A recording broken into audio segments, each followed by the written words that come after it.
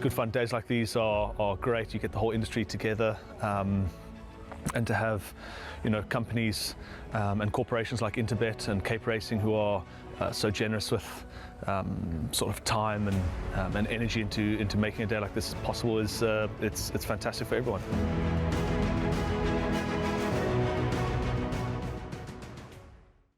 Race number 5 on the program, which is the start of Jackpot 1. Get your bets on by 2:05 on the afternoon. It's a fillies and mares 66 handicap over 1900 meters, and your favorite is Bay Breeze at 28-10. Angel's Wish is at 3-1. 7-2 about Q for you. It's 8-1 Just Virginia, 10-1 and better about those. Now these last time out, your horse Bay Breeze just found 1-2 good on the day, and it was possibly the pace that I thought maybe didn't suit on that occasion.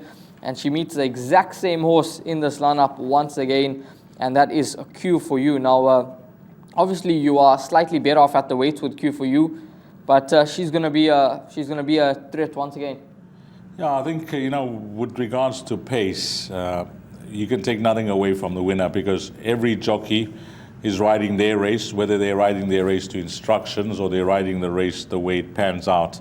You have to give credit when a horse goes to the front, dictates, and the other, jockeys are not thinking out the box to try and beat what they know is a front runner in the race. I'm not saying that Athandiwe did anything wrong that day, but he was caught on the inside running rail.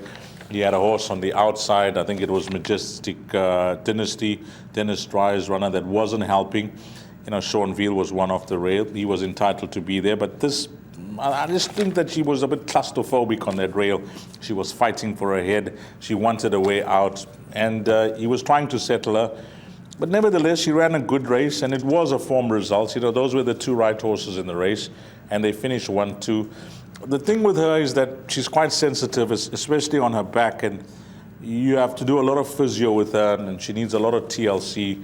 So Garrett has been working hard behind the scenes with his team, because it's not his style to run a horse like this, so close, 2 weeks in between runs. But he assures the syndicate members that she's well, and it's worth a go. But it is a 50-50 whether that last start is going to affect her this soon in the running. But he's expecting a nice run from number 2, Bay Breeze. The obvious horse, number 5, Q for you. Now, I like 2 runners here, and I like them a lot. And one of them is not my horse, and one of them is not Q for you. So those 2 runners are going to be this. Number 3, Angel's Wish, Wyo Mawing's runner. Yeah, after that horse Go Flickety won midweek, I watched this horse again. Wyo hasn't stepped this filly over some ground. She's been running on over shorter, 14, 1600, 1800 last time out. I think he's found the right race to try over some ground, and she's not the worst here on the surface. She has visited the poly track twice.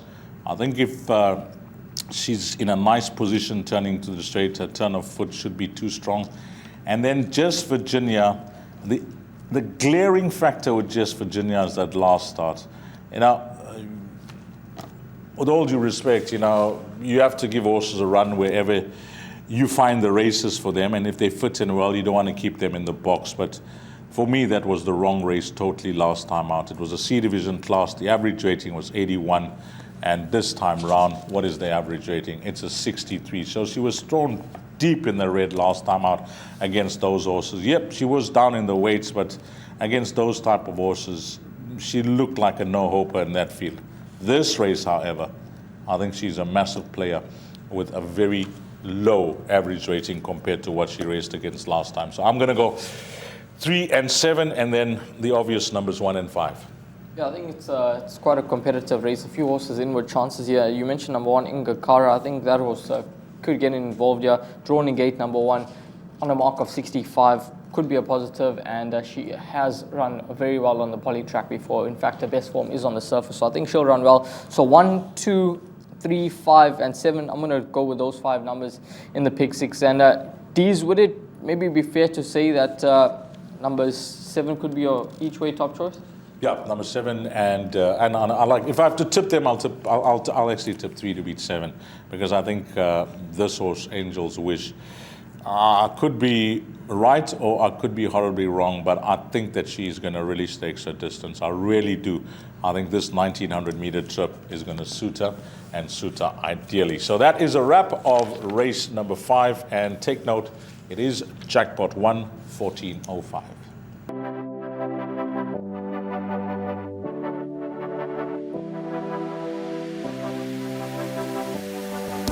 The betting, the not so much anymore, is more down to my own fault. I need to get studying again to get the edge back. But yeah, it's a great product.